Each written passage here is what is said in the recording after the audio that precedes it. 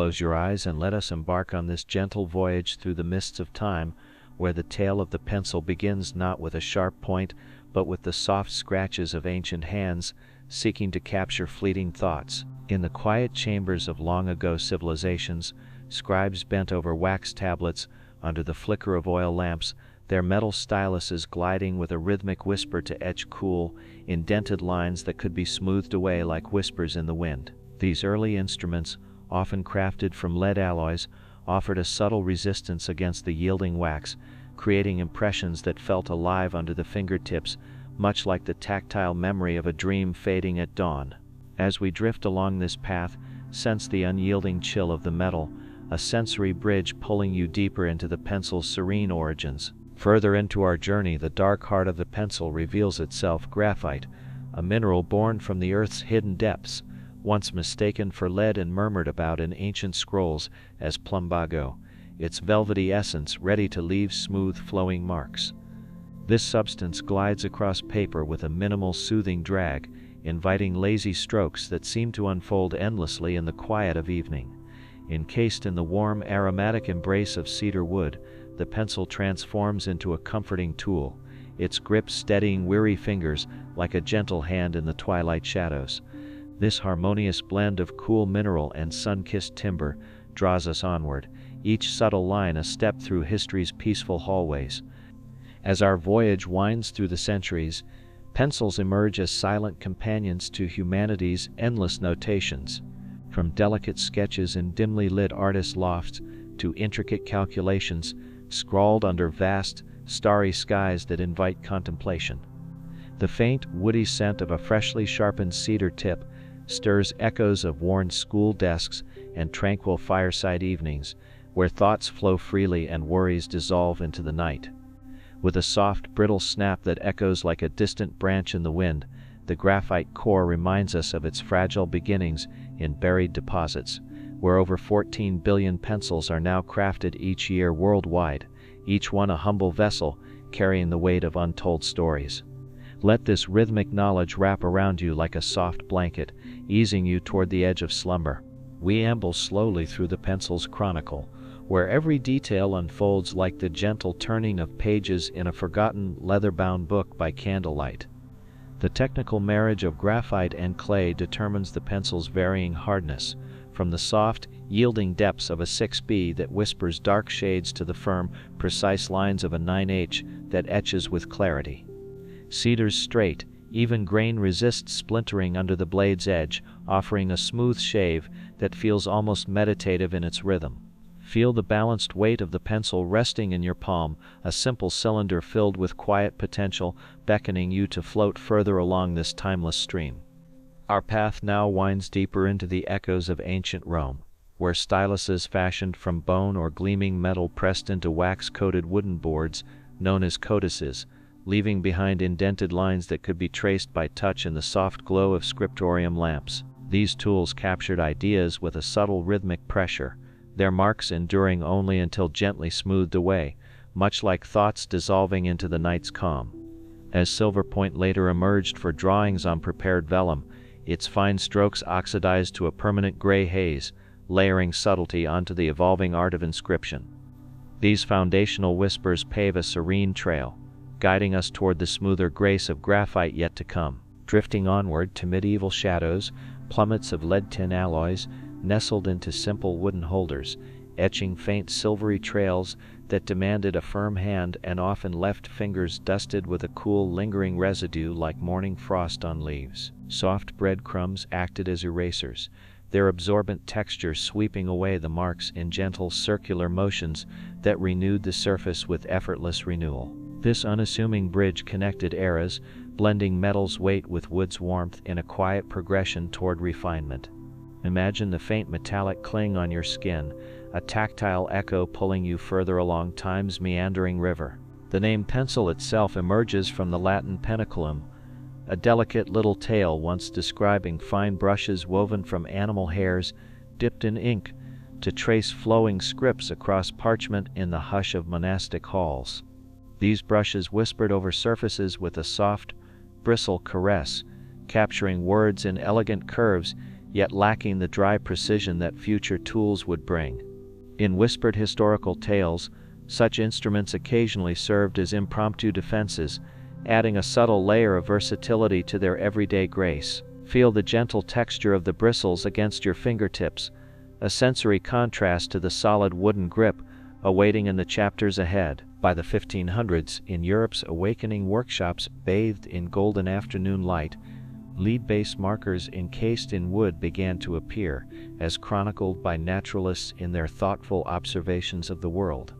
These early devices produced pale, smudgy lines that dirtied hands and required deliberate effort, a laborious whisper before the effortless flow of darker strokes on the horizon.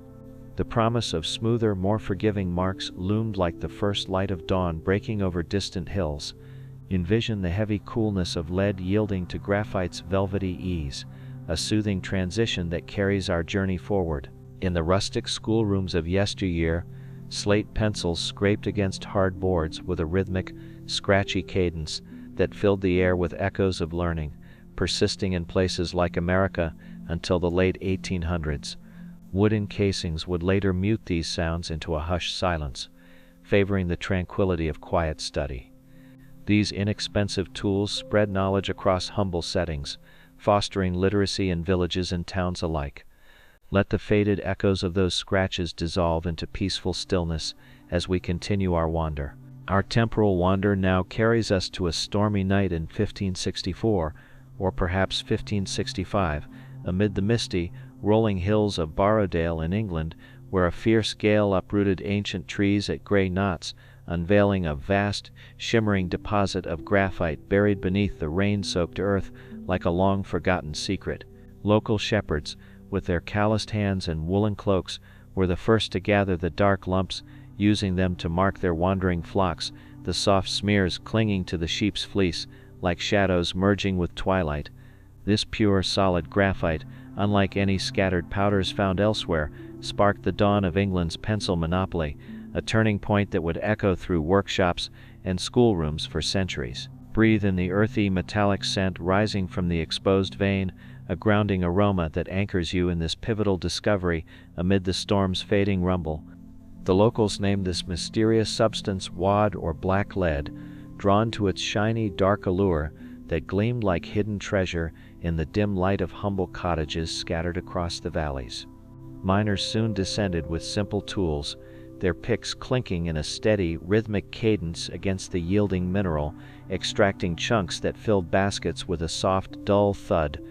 The deposit's unique solidity allowed it to be sawn directly into slender sticks, a natural technical gift that set it apart from the powdery forms requiring more labor elsewhere.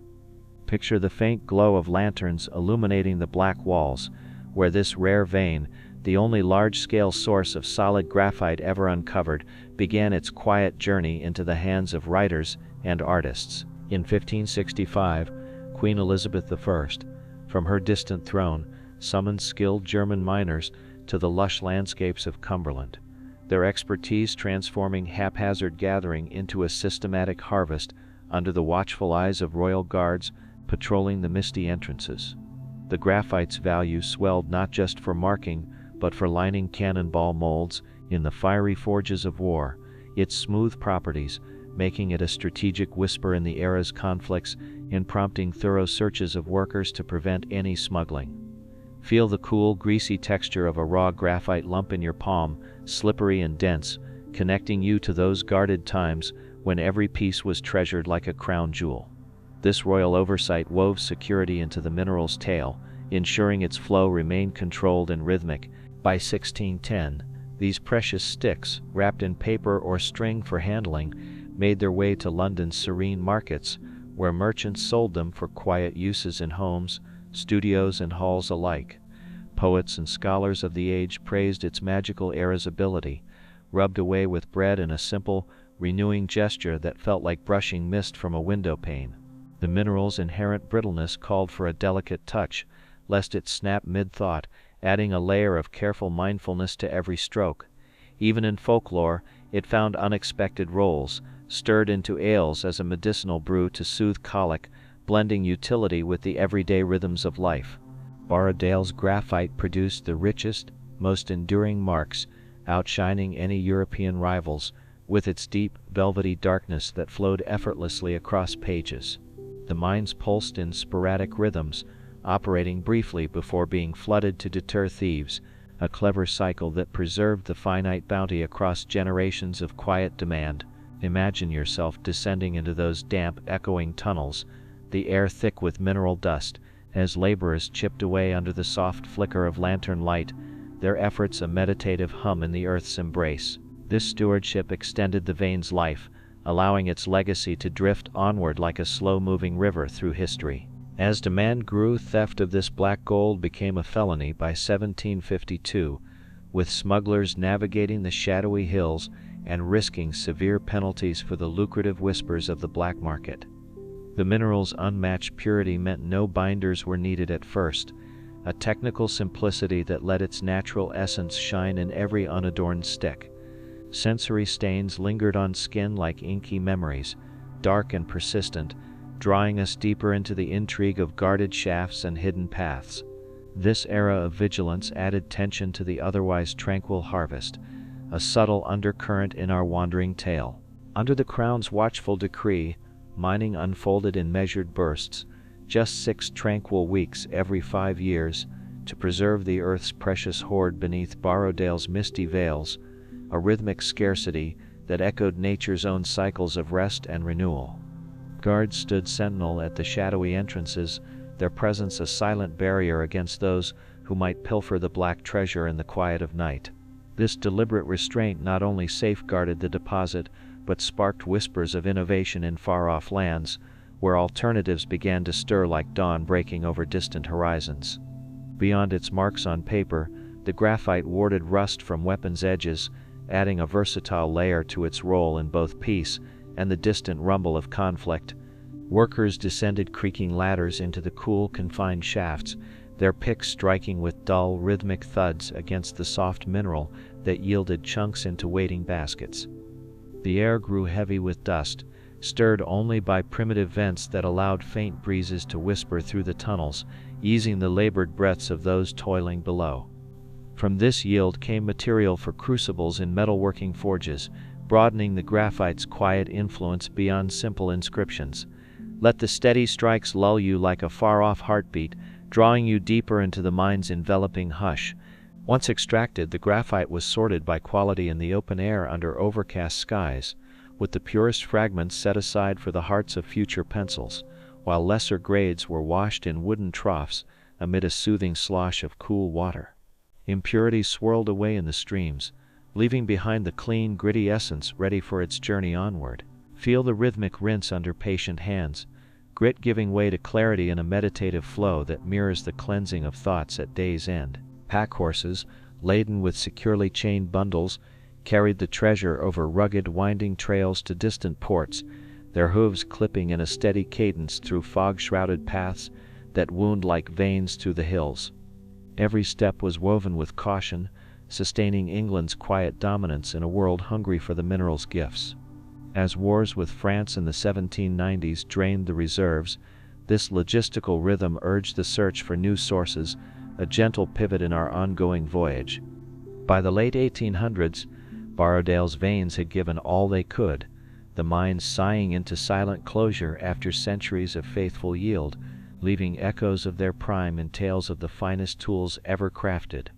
The legacy drifted on, preserved in the lore of premium pencils that still evoke those early days. Its solid form had allowed direct sawing into sticks, a unique grace unlike the powders that demanded rebirth elsewhere. Envision the empty shafts now filled with stillness, inviting a peaceful reflection as shadows lengthen. Hazards like sudden collapses and stale, heavy air shadowed the miners' daily toil, yet they persisted with quiet resolve, driven by wages that sustained hearts and homes in the isolated valleys. Tools evolved slowly from basic picks to emerging drills, each advancement a subtle shift in the rhythm of extraction. The site's remote mystique inspired later guardians of resources, their flooding techniques a clever echo in modern stewardship. This blend of peril and perseverance adds a human warmth to the cold stone's enduring story. In the pastoral meadows surrounding Borrowdale's hidden veins, shepherds continued their age-old routines, but now with graphite's dark touch marking their livestock, the substance adhering softly to wool like dew settling on grass at dawn, artists and quiet ateliers soon discovered its potential, wrapping lumps in sheepskin to keep their palms clean while sketching fleeting ideas that could be erased and reborn. The warm texture of the wool contrasted with the cool hardness of the mineral, creating a sensory harmony that invited creative flow. This practical beginning wove graphite into everyday life, pulling our journey from fields to finer pursuits. Surpassing the messier charcoal in scribes' and scholars' hands, graphite offered clean, precise strokes that glided without smudging the page, its holders of twigs or string unwinding rhythmically like threads unraveling from a spool of thought. In the healing traditions of the time, it even found a place in medicinal brews, stirred into ales to ease urinary troubles and other ailments passed down through generations of folk wisdom. These early adaptations blended utility with the subtle rhythms of daily existence, expanding the mineral's whisper beyond mere marking. For the thunderous forges of military might, graphite lined molds for cannonballs, withstanding the molten heat with unyielding grace and ensuring smooth casts in the heat of conflict. Technical blends with clay would enhance this later, but in its pure form, it stood as a silent ally in eras of distant battles. Envision the fiery pour of iron against the dark, resilient lining, a distant glow softened by the passage of time in our serene wander. Crucibles in smelting workshops were glazed with its slippery essence, bolstering their endurance against the relentless flames and allowing metals to flow without flaw. As a lubricant, it eased the gears of early machinery, greased locks and hinges with an effortless glide that silenced creaks in the quiet of homes. Known as graffio piombino in Italian lands, meaning lead-like, it crossed borders seamlessly, whispering its versatility into new cultures and crafts. Erasure came through the soft absorbency of breadcrumbs, their crumbly texture lifting marks and gentle sweeps that renewed surfaces like a fresh breeze clearing morning fog. The warm aroma of baked loaves mingled with the faint dust of graphite, creating a comforting sensory fusion in workshops and studies alike. This simple method predated more modern erasures, offering a humble renewal that fit the era's unhurried pace. In the hushed galleries of artists, graphite built under drawings for grand paintings, its forgiving gray tones layering depth and allowing mistakes to fade into the canvas like shadows retreating at dusk. Compared to the unyielding commitment of silverpoint, it provided a merciful flexibility for Renaissance hands crafting eternal visions. These hidden foundations supported masterpieces, adding a creative undercurrent that carries our voyage onward through the annals of expression. Around 1560, in the sun-dappled workshops of Italy where artisans gathered under terracotta roofs, Samanio and Lindiana Bernicati innovated by hollowing slender juniper sticks to cradle fragile graphite cores, shielding them from breakage with wood's firm, protective embrace. This encased form granted users greater control, allowing marks to flow with steadier precision in the quiet hum of creative spaces. The resinous scent of juniper wafted through the air during carving, filling the rooms with an earthy warmth that evoked forests far from the bustling towns. This early step marked a gentle evolution, drawing our voyage from raw mineral to refined tool. By 1662, in the orderly guilds of Nuremberg, craftsmen began gluing two wooden halves around graphite strips nestled in lengthwise grooves, creating a seamless bond that ensured stability and prevented the core from shifting mid-stroke. Though inferior to England's pure graphite, these pencils represented Europe's quiet rise in production, scaling the craft from individual hands to small workshops. The technical joinery, pressed together under even weight, formed a reliable union that whispered durability in every use. Imagine the faint scent of fresh sawn wood mingling with the mineral's dust, a sensory harmony in the city's rhythmic bustle. Cedar soon emerged as the wood of choice, its straight grain and soothing aroma making it ideal for encasing the brittle heart, sharpening to a smooth point without jagged splinters under the blade's meditative edge. Early forms were whittled by hand with knives in steady, rhythmic motions, shaping square casings that preceded the rounded ones to come. This preference for cedar added a warm, aromatic layer to the pencil's touch, evoking sunlit groves in distant lands. Graphite was sandwiched securely between the halves, with glue's tacky hold binding them under gentle pressure, the surfaces planed flat for a flawless invisible seam that multiplied production in growing ateliers.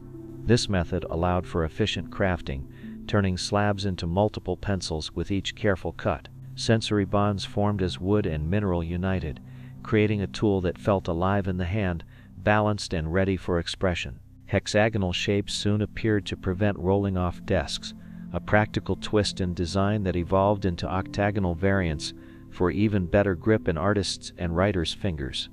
Technical saws hummed through cedar slabs, slicing multiples with precision and efficiency that echoed the era's mechanical awakenings. Here the soft whir of blades parting the grain, a rhythmic serenade transforming raw logs into familiar forms. Veneers sealed the blocks, yielding 4 to 10 pencils from each, boosting output while emphasizing the wood's natural durability and straight fibers. In American hands like Ebenezer Wood's, hexagonal casings were refined further, a transatlantic echo that shaped the modern pencil silhouette. From unpainted naturals showcasing the grain to later varnish shines, the evolution polished the tool's quiet elegance. In 1761, amid the cobblestone streets of Nuremberg where guilds hummed with centuries-old craftsmanship, the Faber-Castell legacy took root, refining graphite clay blends in the steady glow of kilns that baked cores to even perfection. These innovations tuned hardness with precise mixtures, creating pencils that whispered varying shades from soft to firm in the hands of users across Europe. The heat's enveloping warmth on the rods transformed raw materials into reliable tools, a quiet alchemy that expanded the pencil's reach. Statler and Lyra soon joined the gentle surge, introducing machines in the 19th century to plain wood slats with mechanical precision, replacing the slow rhythm of handwork with a steady, automated hum. This shift scaled production, allowing millions to flow from German workshops to distant shores each year. The evolution brought uniformity, where once variability reigned in artisanal batches. Early binders like sulfur yielded to clay's superior hold in 1795, with ratios crafting a spectrum of hardness amid the backdrop of France's revolutionary echoes, a patented pivot that balanced softness and strength. This technical poetry allowed pencils to adapt to every need, from bold sketches to fine details.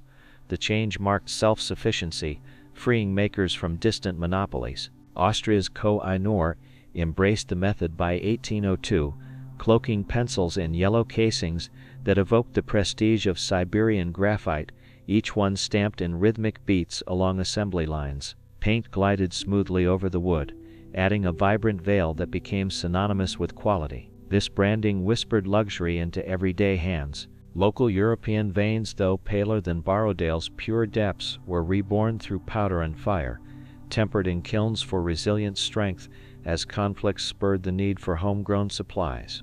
Wax dips followed, smoothing the glide of leads in a glossy finish that eased every stroke.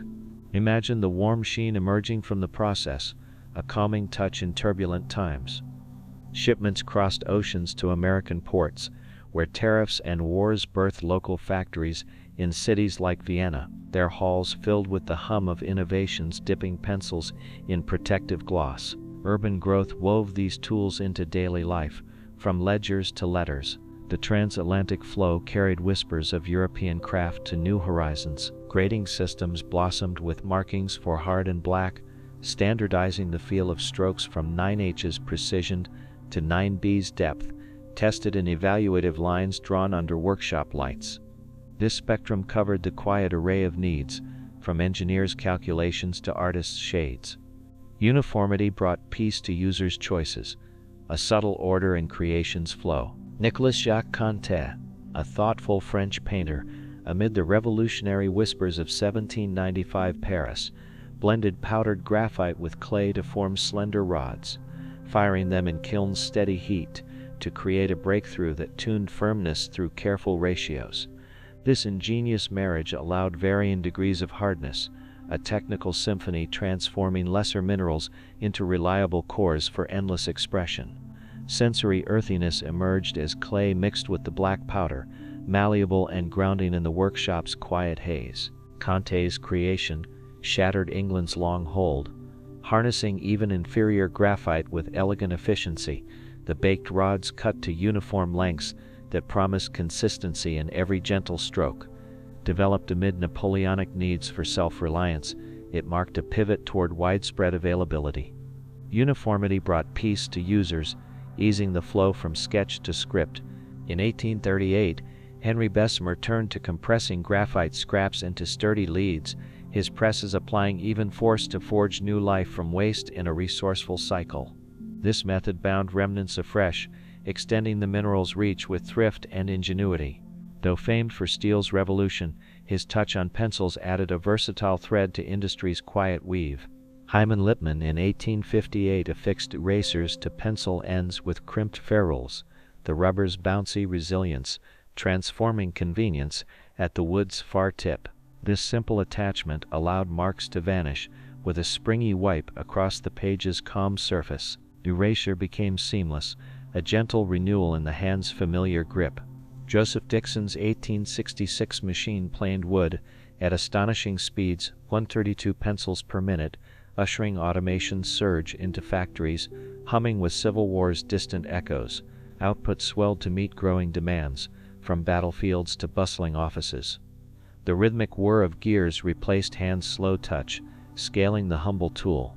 Ebenezer Wood in Massachusetts crafted circular saws to shape hexagons with precise, clean edges, defining the modern pencil's silhouette in Cedar's yielding heart. Each cut brought form to function, preventing rolls and enhancing hold. Blades parted grain in a soothing cadence, echoing innovation's steady advance. During Britain's WW rationing, rotary sharpeners were banned to conserve wood and graphite, a hushed thrift amid global storms that emphasized every sliver's value. Lipman's patent later faded in courts for its apparent obviousness, a legal whisper closing an era. Conservation wove into the narrative, preserving essence through careful use. In 1812, amid the blockade's shadow during America's young conflicts with England, William Munro in the quaint town of Concord, Massachusetts, birthed the nation's first wood-cased pencils, mixing local graphite with adhesives to nestle securely in cedar grooves. This homegrown innovation arose from necessity, as imports dwindled like fading echoes across the ocean, sparking a quiet industry and workshops filled with the scent of fresh sawn wood. The sticky bind of the adhesive held firm within the wood's warm embrace, creating tools that felt balanced and ready for the pages of ledgers and letters alike. His kin, David Munro, refined the process with thin veneers sealing slabs, allowing multiple pencils to emerge from each block in rhythmic cuts that separated them like leaves falling from a tree. The mill dam factory hummed with this efficiency, turning raw materials into bundles ready for eager hands. This method scaled the craft, weaving pencils into the fabric of a growing nation's daily rhythms. Joseph Dixon opened his crucible and pencil haven in Jersey City by 1847, drawing graphite from the nearby Tantiusk mine in Massachusetts, where the mineral's depths echoed Borrowdale's, but on a smaller, more intimate scale. Crucibles for metalwork paved the way to pencil production, evolving into brands that would endure like Dixon Ticonderoga, named after a mining town that whispered of its origins. This blend of industry and earth expanded the tool's reach, from factories' hum to schoolrooms' quiet focus. By the late 1800s, America's appetite for pencils soared to over 240,000 consumed daily, with southern mills rising to meet the tide in regions rich with wood and labor. Concord alone hosted 13 makers mid-century, their workshops alive with the sensory buzz of machinery planing and gluing. Demand wove through society, from bustling cities to remote farms, marking progress in every stroke. A graphite find in New Hampshire aided locals like the Thoreaus, its small digs mirroring distant techniques but fostering independence as the War of 1812 loosened import chains. This discovery breathed life into regional efforts, allowing pencils to flow without overseas reliance. The mineral's emergence felt like a gentle awakening, grounding the industry in American soil. The Eagle Pencil Company rose in New York, later merging into Burrell, sourcing cedar from nearby groves before expanding southward in pursuit of abundant wood. This growth chased the material's call, adapting to landscapes that shifted with the nation's expansion. Legacies lingered in names and forms, carrying the pencil's story across generations. General Pencil in New Jersey persists as a family-tended haven, guarding quality through traditions that rhythm in the steady flow of production lines. This enduring presence echoes the East Coast's booming era, where innovation met heritage in quiet harmony. From small beginnings to lasting craft, it adds depth to our wandering tale. John Thoreau planted the seeds of a family pencil venture in 1823, following a modest graphite discovery in New Hampshire's rugged hills, where the mineral's veins whispered of potential amid the family's financial trials in Concord. The workshop filled with the faint haze of graphite dust, as they experimented with blends to rival distant English quality. Henry, fresh from Harvard's scholarly halls, joined in 1837, bringing his keen mind to the rhythmic tasks of mixing and forming. This familial bond wove pencils into their daily lives, a quiet craft grounding them in earth's gifts. Henry's ingenuity shone in 1844 with a grinding machine that milled graphite into fine uniform powder, enabling stronger, even leads suited for artists' delicate shades and engineers' precise lines. Awards crowned their efforts in 1847 and 1849, as Thoreau pencils matched the depth and smoothness of Borrowdale's finest, graded from soft to hard in kiln-fired clay graphite harmony. The machine's rhythmic turns produced particles that bound flawlessly, transforming American pencils from greasy and brittle to reliable companions. The kiln's warm glow fired these blends to perfection, with Henry's weary journal entries noting days spent in the factory's hum, a contrast to his thoughtful soul yearning for nature's open paths. Yet his innovations elevated the craft, allowing darker marks and finer control that drew praise from users far and wide. This period of toil added layers to the family's legacy, blending technical precision with the steady cadence of production. After his brother John's passing in 1842, Henry deepened his commitment, journals capturing the quiet fatigue of pencil-making amid a household steadfast in anti-slavery principles, even as Southern cedar supplies hinted at shadowed chains. By 1849 he turned to surveying's wandering trails, leaving the workshop's dust behind. The family's stance wove ethics into their work, a subtle undercurrent in an era of division. Post-1853, the Thoreaus shifted to selling processed graphite for electrotyping and printing, winding down pencil production as competition swelled like gathering clouds. Henry's formula lingered in the industry, taming flaws with milling's artful touch. Sensory blends of clay's earthiness and graphite's grit faded from their daily rhythm, but the innovations echoed onward. Local New England cedar proved inadequate for the finest casings, prompting reliance on Southern sources tied to history's somber threads of labor and land. Henry's deep knowledge of wood sought alternatives in vain, as the family navigated these complexities. This chapter of invention and transition adds a reflective depth to our voyage, where progress met personal paths. Eastern red cedar, known scientifically as Juniper sbergena, rose to prominence in the mid-1800s from the humid southeastern swamps of the United States, its strong, splinter-resistant grain and aromatic essence making it the perfect cloak for graphite cores in burgeoning American factories.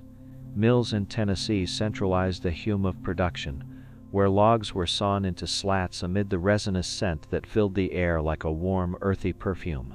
This wood's straight fibers sharpened smoothly under blades, offering a satisfying glide that evoked the quiet strength of ancient forests. Grown in the misty realms of Florida and Alabama, these cedars were felled by loggers in rhythmic swings of axes, often amid the shadows of enslaved labor tied to the vast cotton economy that cleared lands and yielded timber as a byproduct.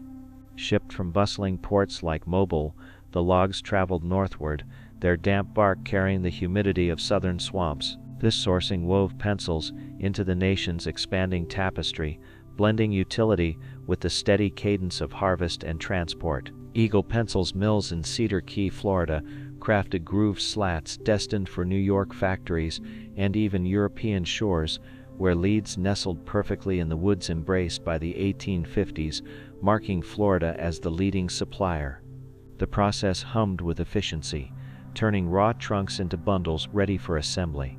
This regional dominance added a layer of journey to each pencil, from swampy origins to distant desks. Dead trees often provided the best material, their workable fibers yielding under tools in the mist-shrouded logging sites, where Seminole harvesters occasionally joined, but enslaved hands dominated the toil. The sensory dampness clung to the bark, a reminder of the humid environments that nurtured the wood.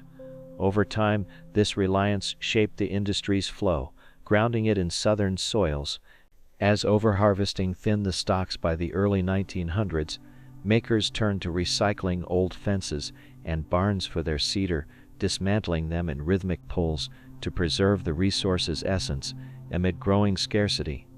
This shift urged the gentle rise of alternatives, extending the wood's legacy through thrift. Historical pressures wove sustainability into the narrative, a quiet adaptation in changing times. The cedar's even grain, sometimes dyed for uniform hue, resisted splinters and evoked luxury in its aromatic touch, making each sharpening a meditative reveal. Blades glided smoothly over the surface, curling shavings like whispers from the wood. This quality lingered in users' hands, a tactile echo of southern groves. Plantations cleared for cotton-birth cedar as a valuable byproduct, with logging camps echoing the steady beat of saws amid the feverish rush of 1817's Alabama land grabs that fueled exploitation. Communities formed around these sites, blending labor with the land's rhythms.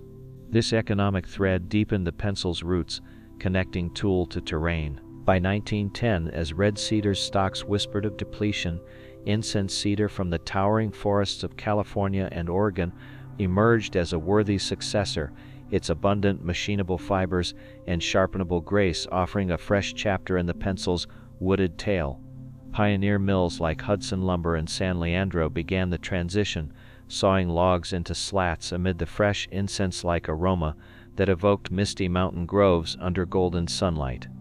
This wood's resilience breathed new life into production, grounding the industry in western landscapes. The California Cedar Products Company bloomed in 1917, founded by lumber visionaries, with Charles Berolsheimer advancing techniques in 1927 through wax emulsions that enhanced smoothness and durability in the pencil's touch. This technical refinement became the global standard, allowing casings to glide under blades without splintering. Innovations like these wove efficiency into the craft, a quiet evolution in managed stands. Dyed and perfumed to mimic the beloved red cedar's hue and scent, these slats drew from sustainably managed forests, where planting cycles outpaced harvest in rhythmic harmony with nature's renewal. Later certifications ensured ethical sourcing, blending preservation with production's steady flow. This mindful approach added a layer of serenity to each pencil's origin. P&M Cedar Products operated mills from 1969, shifting to facilities in China by 2002 for greater efficiency, where innovations like poplar-based eco-slats offered eco-friendly alternatives amid global demands. The waxy feel of treated wood lingered on fingers, a tactile reminder of progress. This international pivot reflected the industry's adapting rhythms. Incense cedar's long, intertwined fibers resisted breaks during use, while its surface clung well to lacquers, ensuring a polished finish that shone softly in light. Growth in the Sierra ranges bred ideally straight trunks, perfect for uniform slats.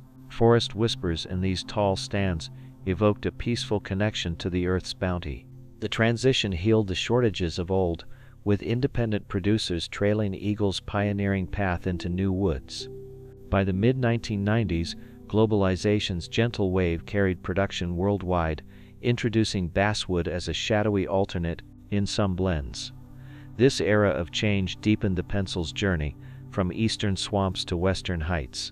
Sustainable harvests aligned with season's turns, thinning groves to promote health and vitality in a cycle that balanced take with give. Fine, fragrant powder drifted from saws like soft snow, filling the air with cedar's calming essence.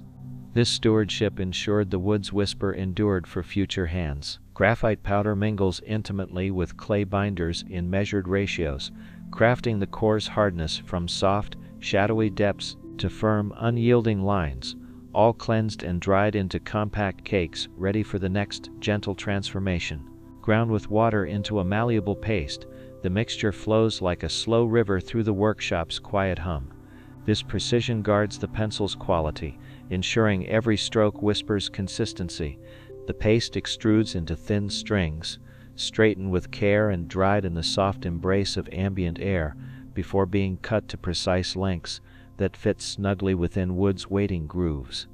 Tempered in kiln's rhythmic heat, the cores harden to perfection, their bake enveloping the space in a steady, warming glow. This firing seals strength, turning fragile strands into enduring leads. Dipped in oil or wax for a silky glide, the leads nestle into grooved slats, topped with matching halves and bound by glue under even pressure that unites them in seamless harmony. Assembly forms a solid block, ready for the saw's hum to separate into individual pencils. Sensory union emerges as mineral meets timber, balanced and poised. Cut to singles, the pencils receive varnish or paint, often a sunny yellow that coats the wood in smooth layers, with ferrules crimping erasers at the end for convenient renewal. Factories like Dixon's craft 1.5 billion yearly, a vast flow sustaining global whispers. This finishing touch adds polish, inviting the hand's familiar grasp. Early automation, like Dixon's 1866 machine planing 132 per minute, gave way to modern lines racing faster still, with conveyor belts dancing in synchronized rhythm through halls of industry. Yellow's hue, born from Koh-i-Noor's 1890 branding, evokes prestige in every bundle. Efficiency's cadence echoes the era's mechanical heartbeat. Slats planed flat receive milled grooves with technical precision, where shavings curl away softly like autumn leaves in a breeze. Leads insert with care, ensuring fit without flaw. This preparatory rhythm sets the stage for unity. Final points are tested sharp, then packaged in neat dozens, for journeys to desks and pockets worldwide, evolving from handwork to machines in the 1800s transformative shift. Each pencil emerges ready, a simple cylinder of potential.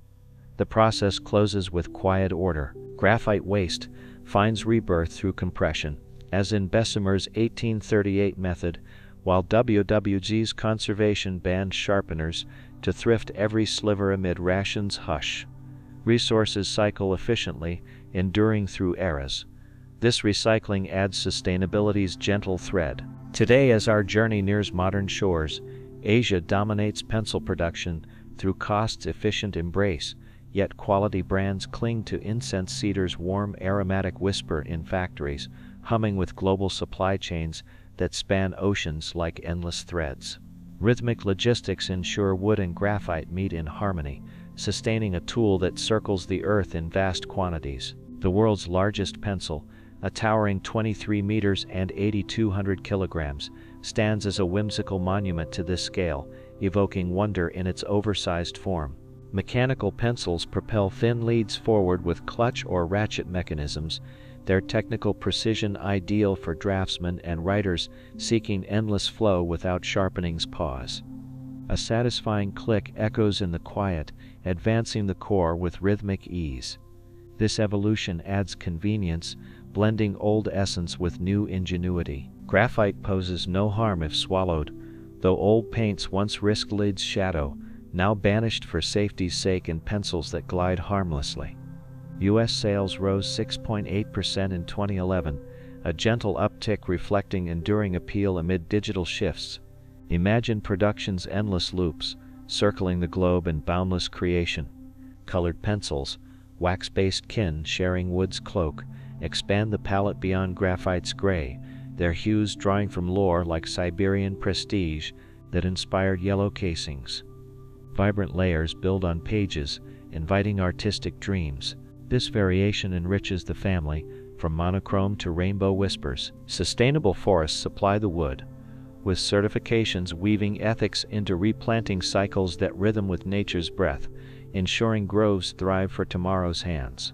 From Borrowdale's ancient vein to worldwide stands, the historical arc bends toward mindful harvest. Preservation's gentle flow guards the legacy. In space's weightless float, pencils served early missions, though graphite's conductivity posed risks amid zero-gravity's hush, leading to alternatives like pressurized pens. Over 14 billion crafted yearly whisper of boundless utility from orbits to earthly desks. This cosmic footnote adds adventure to the tale. The number 2 pencil stands as a cultural icon for tests and notes, its yellow evoking schoolroom memories under fluorescent glows. Freshly sharpened points breathe woody freshness, inviting focus in quiet moments. This standard endures, a familiar companion in life's notations. As our gentle voyage through time draws to a serene close, the pencil's wood and lead unite in sensory whispers, cedar's warm aromatic scent, mingling with graphite's smooth velvety drag across the page, triggers that pull the mind toward peaceful drift. These elements evoke the earth's deep mines and sunlit forests, a harmonious blend lulling thoughts into rest. Technical yet soothing, the core's composition remains a timeless marriage of mineral and binder. Feel the pencil's perfect balance in your hand, its grain soft under fingers as marks whisper faintly on paper, irascible with rubber's gentle bounce or bread's ancient crumb. This renewal mirrors history's cycles, from ancient styluses to modern forms. The enduring tool invites quiet reflection in every stroke. Sharpened cedar's lingering aroma fills the air, shavings curling lazily like fallen leaves, while the point's brittle snap echoes softly from fragile origins in buried veins. Sensory immersion carries us through the chronicle where facts unfold in rhythmic calm. Each detail, from mine to mill, builds a veil of tranquility. From damp depths of Borrowdale to towering cedar stands in distant ranges, the pencil's path unwinds slowly, weaving global histories of innovation and craft into a single, simple form. Restful facts drift like evening mist, the core's essence unchanged across eras. Sustainability now guards the journey's end. Production's vast scale circles the earth multiple times over yearly, with splinter-free shaves and dark veins calling back to early discoveries amid storms and shadows. The boring beat of this tale lulls the senses, facts fading into peaceful haze. Wood's warmth and graphite's glide endure eternally. Hand resting on cedar, a final mark drawn and erased to renew the page, the pencil's legacy lingers in its humble simplicity, a companion through centuries of quiet notation. As shadows lengthen, the story whispers good night, leaving only the soft rhythm of breath in slumber's embrace.